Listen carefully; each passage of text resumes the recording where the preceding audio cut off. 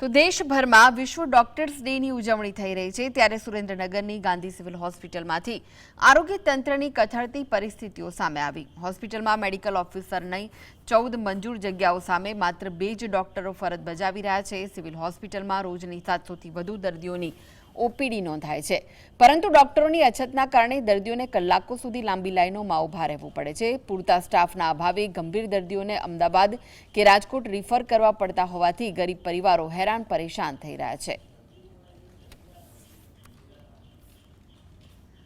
आज से भी 11 डॉक्टर की जगह खाली है और जो मतलब परमानेंट तो 2 ही डॉक्टर है।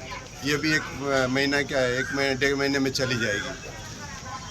ये भी डिपुटेशन पे ही थी और परमानेंट डॉक्टर का ऑर्डर आया है, वन ऑफ पीएचसी तो उसको भी सीडीएचओ रिलीव नहीं कर रहे हैं।